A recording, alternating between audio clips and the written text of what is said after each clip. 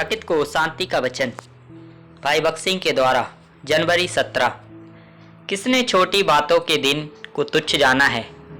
जकरया 4 अध्याय का 10 पद। गाद का अर्थ है एक टुकड़ी या एक सेना आती है। उत्पत्ति 30 अध्याय का 11 पद। गाद अपनी माता जिल्पा का पहला पुत्र था, परंतु लिया को विश्वास था कि एक दल उसका पीछा कर रहा है। उसने उसमें जो छोटा प्रतीत होता था कुछ महान देखा। हमें भी छोटी शुरुआत से परे देखना सीखना चाहिए और बाद में होने वाली बड़ी बातों को देखना चाहिए। उदाहरण के लिए यूहन्ना रचित सुसमाचार 4 अध्याय का 3 पद में हम पढ़ते हैं कि प्रभु यीशु मसीह यहूदिया को छोड़कर गलील चला गया। गलील के लिए 2 सड़कें थी, एक सामरिया से होकर और दूसरा करमेल पर्वत से होकर। यहूदी कभी भी सामरिया से होकर नहीं जाएंगे। यूहन्ना रचित सुसमाचार 4 अध्याय का 9 पद।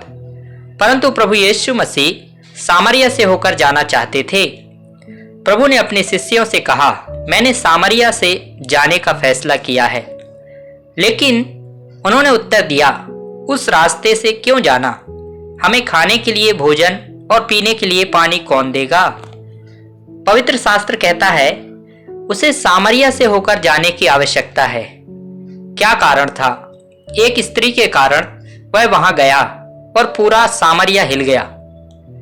एक आत्मा के द्वारा उसने सारे देश को जीत लिया। यूहन्ना रचित सुसमाचार 4 अध्याय का 39 पद। प्रेरितों काम 8 अध्याय का 5 और 8 पद।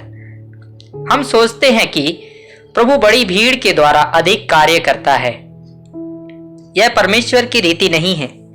वह छोटी छोटी बातों से वह बड़े बड़े काम करता है। एक दिन एक व्यक्ति रोता हुआ हमसे मिलने आया। उसने कहा, कृपया मेरी पत्नी के लिए प्रार्थना करें, वह बहुत बीमार है। वह एक हिंदू था।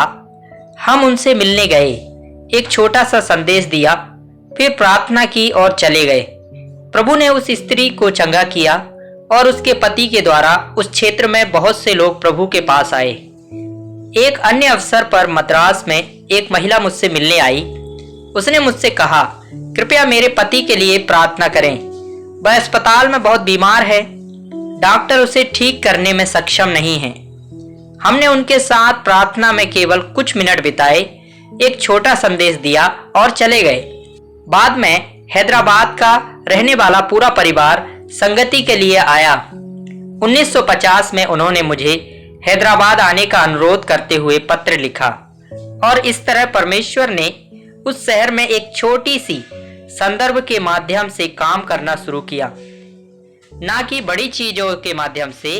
गाद से हम यही सीखते हैं।